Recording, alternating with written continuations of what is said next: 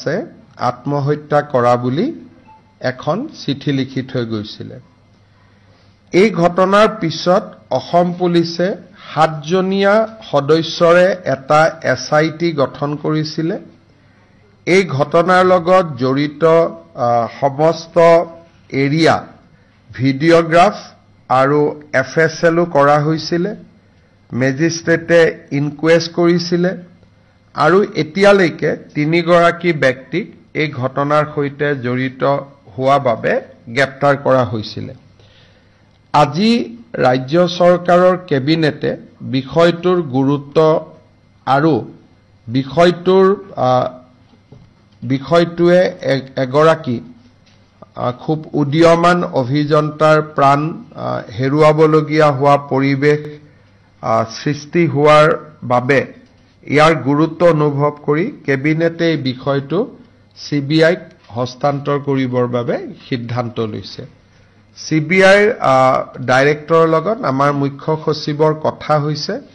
তেখেতসকলে কেছটো ল'ম বুলিও অনানুষ্ঠানিকভাৱে কৈছে, কিন্তু কেবিনেটে দিয়াৰ পৰা CBIয়ে লোৱালৈকে ইয়াৰ ভিতৰত প্ৰায় 20-25 দিনৰ এটা প্ৰক্ৰিয়া থাকে। গৃহ মন্ত্ৰালয়ৰ অনুমোদনো লাগে। আমি ৰাজ্য চৰকাৰে চেষ্টা কৰিম যাতে খৰতকীয়াকৈ CBIলৈকে যায়, কিন্তু তথাপিতো প্ৰক্ৰিয়াটোত কিছু সময় লাগিব। আত্মহত্যা কৰা বুলি এখন চিঠি লিখি থৈ গৈছিলে। এই ঘটনাৰ পিছত অসম পুলিচে 7জনীয়া সদস্যৰে এটা SIT গঠন কৰিছিলে। এই ঘটনাৰ লগত জড়িত সমস্ত এৰিয়া ভিডিঅ'গ্ৰাফ আৰু FSLও কৰা হৈছিলে।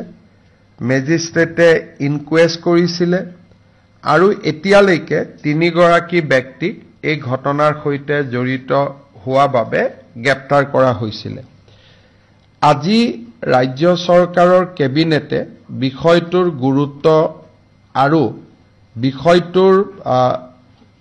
বিষয়টোৱে এগৰাকী খুব উদীয়মান অভিযন্তাৰ প্ৰাণ হেৰুৱাবলগীয়া হোৱা পৰিৱেশ সৃষ্টি হোৱাৰ বাবে ইয়াৰ গুৰুত্ব অনুভৱ কৰি কেবিনেটে এই বিষয়টো CBIক হস্তান্তৰ কৰিবৰ বাবে সিদ্ধান্ত লৈছে।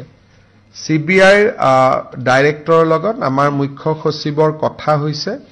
তেখেতসকলে কেছটো ল'ম বুলিও অনানুষ্ঠানিকভাৱে কৈছে, কিন্তু কেবিনেটে দিয়াৰ পৰা CBIয়ে লোৱালৈকে ইয়াৰ ভিতৰত প্ৰায় 20-25 দিনৰ এটা প্ৰক্ৰিয়া থাকে। গৃহ মন্ত্ৰালয়ৰ অনুমোদনো লাগে। আমি ৰাজ্য চৰকাৰে চেষ্টা কৰিম যাতে খৰতকীয়াকৈ CBIলৈকে যায়, কিন্তু তথাপিতো প্ৰক্ৰিয়াটোত কিছু সময় লাগিব।